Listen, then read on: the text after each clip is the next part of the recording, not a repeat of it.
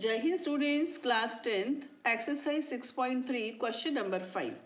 S and T are points on sides PR and QR of triangle PQR such that angle P is equal to angle RTS. Show that triangle RPQ is similar to triangle RTS. इसमें बच्चों diagram given नहीं है, हमको अपनी सूझबूझ से question को पढ़ते हुए ड्रॉ करना था, है ना। हिंदी में भी पढ़ देते हैं। त्रिभुज पी क्यू आर की भुजाओं पी आर और क्यू आर पर क्रमशः बिंदु एस और टी इस प्रकार स्थित हैं कि कोण पी कोण आर टी एस के बराबर है। दर्शाइए कि त्रिभुज आर पी क्यू समरूप होगा त्रिभुज आर टी एस। ठीक है, ये हमें बता। तो त्रिभुज क्या लेना है? P Q R.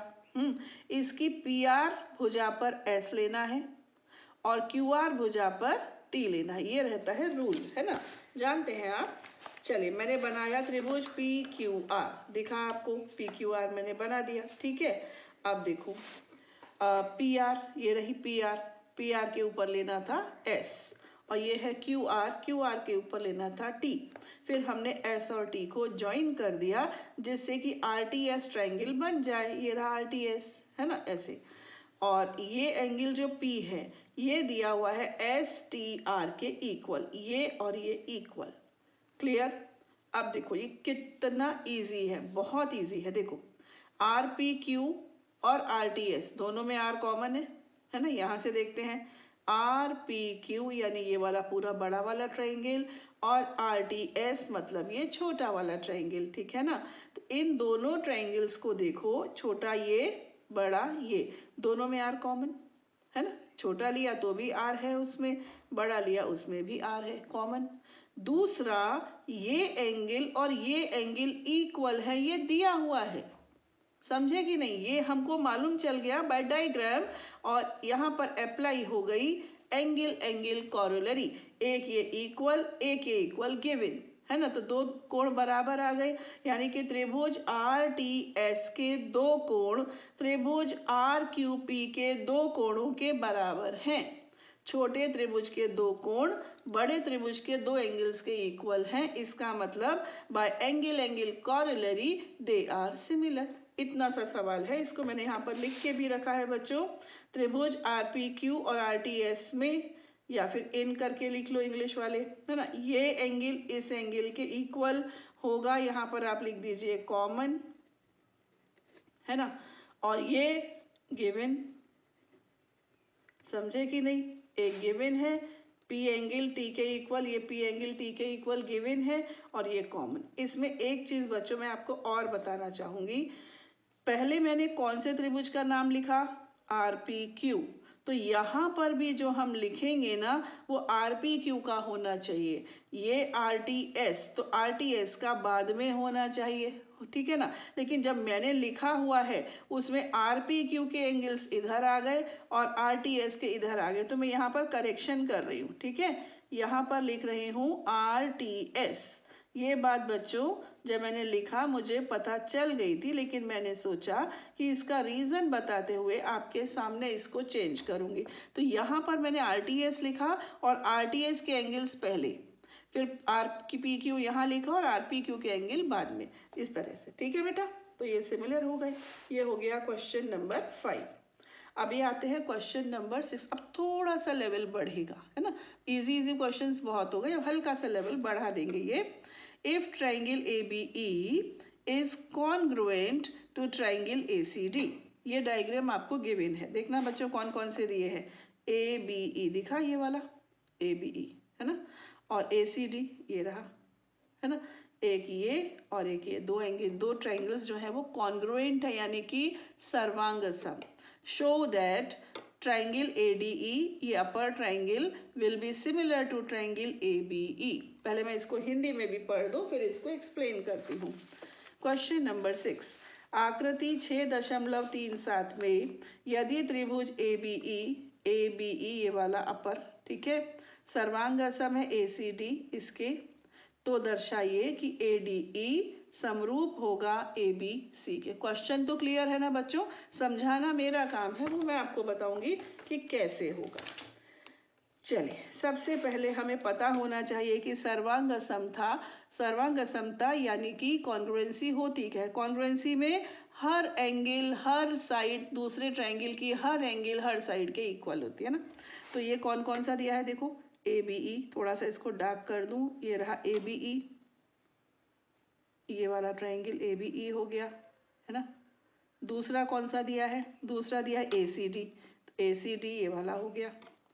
बड़ी पुअर ड्राइंग है बच्चों मेरी, ये देखो ये ACD हो गया। अभी दिख रहा है, थोड़ा थोड़ा समझ में आ रहा है।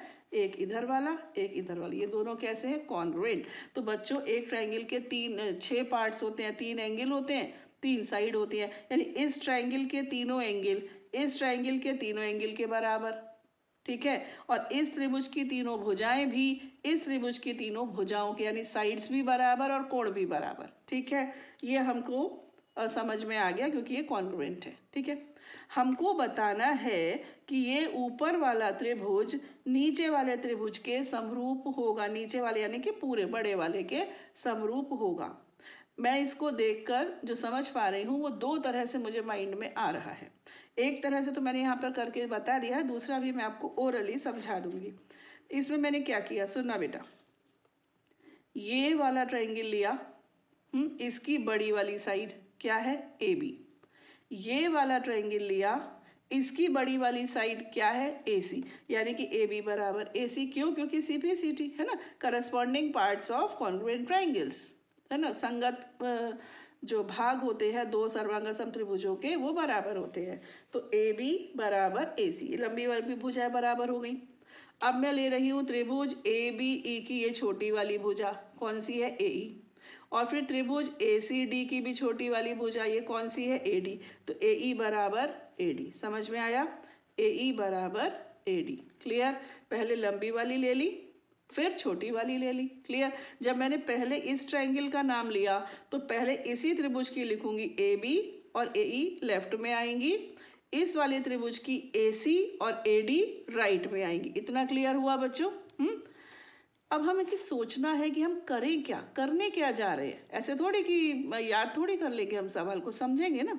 तो हम देख रहे हैं कि त्रिभुज ए डी ई और त्रिभुज ए बी ई को सिमिलर करना है। हमारे पास चॉइसेस है ए, दूसरी चॉइस है ए, तीसरी चॉइस है एस, चौथी चॉइस है एस। ये हो नहीं सकती, बहुत प्रॉब्लम जाएगी। कहाँ से हम इन तीनों एंगल्स को इक्वल करते बैठेंगे, ये उसी की छोटी बेटी है ना। साइड, तीनों साइड्स का रेशो मुश्किल लग रहा है आना।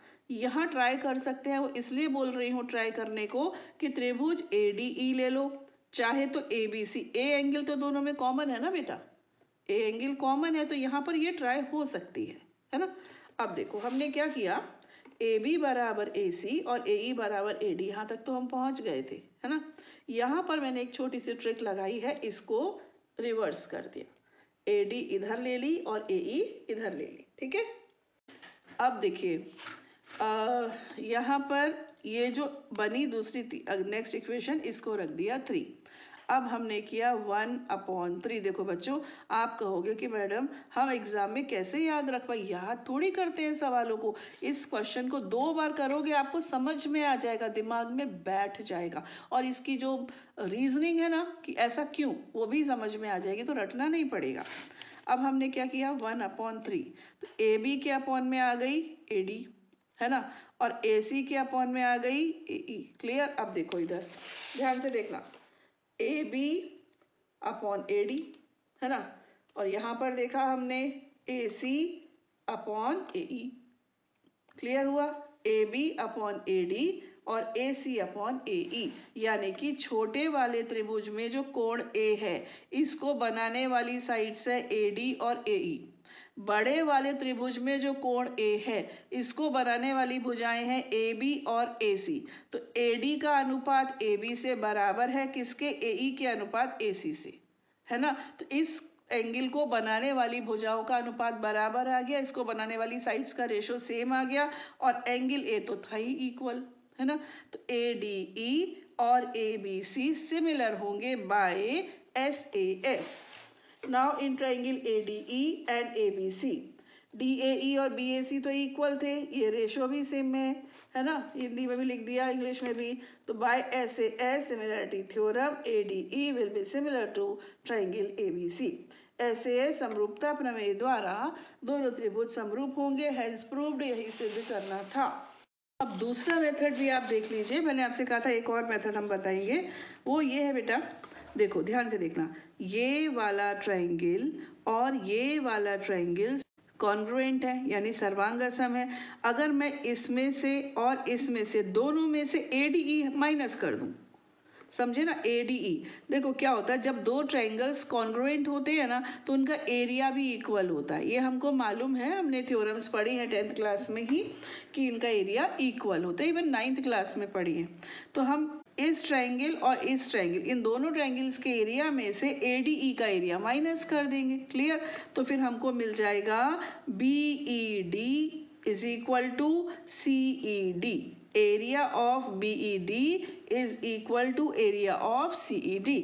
इस त्रिभुज का क्षेत्रफल और इस त्रिभुज का क्षेत्रफल हमको बराबर मिल जाएंगे, ठीक है। अब 9th क्लास में ही हमने प्रमेय पढ़ी थी कि एक ही आधार पर बनने वाले अगर दो त्रिभुज का क्षेत्रफल बराबर हो तो वो दो समांतर रेखाओं के बीच में होते हैं। क्लास 9th में हम ये प्रमेय पढ़ चुके हैं, यानी कि सेम बेस पर इक्वल एरिया वाले ट्राइंगल्स सेम पैरेलल्स के बीच में लाई करते हैं। इसका मतलब DE बेस हो गया, है ना, ये बेस है, ये ट्राइंगल भी इसी DE के ऊपर बन रहा है, ये ट्राइंगल भी DE के ऊपर बन रहा है। इसका मतलब DE will be parallel to BC, क्योंकि इन दोनों का क्षेत्रफल बराबर है तो ये दोनों हो गई समांतर, ठीक है।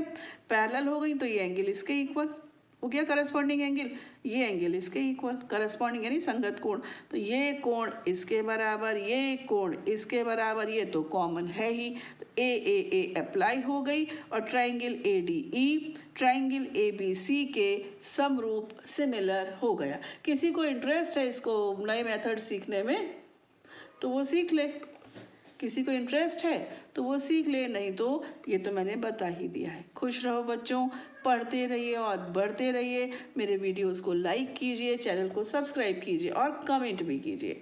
जय हिंद।